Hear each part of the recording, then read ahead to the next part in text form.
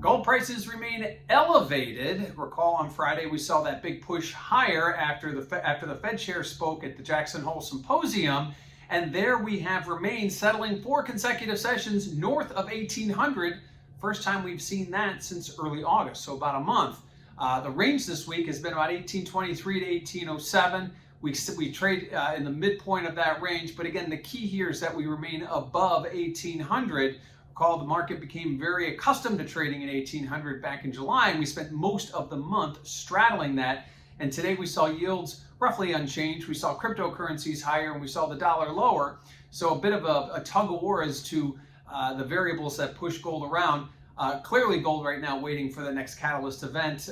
Certainly we have the jobs data later this week, and then later on this month we have FOMC. So some things to look forward to on the calendar. But again, today we kind of were treading water, but we did remain above that key 1800 level.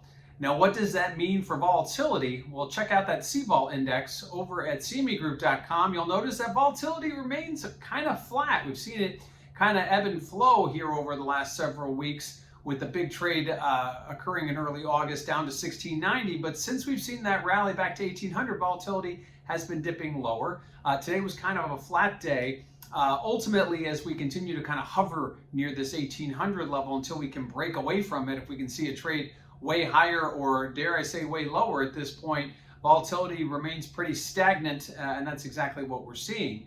Now, what do we have the remainder of the week that may change things a little bit? Well, it's all about the jobs. Tomorrow we get the claims data, which is expected to be lower, which is in line with expectations. And at that point, as claims continue to go down, that's an improvement. However, the big number will be the non-farm payroll number on Friday. And after today's weaker than expected ADP number, the private payroll sector, it'll be interesting to see if those jobs numbers will have an impact. And it's really not gold prices specifically that the jobs number will have an impact on. It's more about the dollar, and what the Fed kind of talks about after the jobs number will be the big, because the gold will react very much to the dollar. Obviously, a move higher, dollar or gold prices should go lower, and a move lower in the dollar, gold prices should go higher. But again, it's all about the Fed at this point and what they're willing to do. Yes, they want to talk about tapering, maybe even initiate some tapering by the end of the year. But Chairman Powell, as he said on Friday, certainly doesn't have a plan on paper yet. They want to wait and see, get more data, and then how that relates to higher rates is, again, yet another story. Mr. Powell talked about there not being any time handcuffing between when they begin tapering and when they may begin raising rates. Right now, the market's still looking somewhere out in late 2022, early 2023 before the first rate hike. But we have a lot of time between then and now, and certainly a lot of things can happen.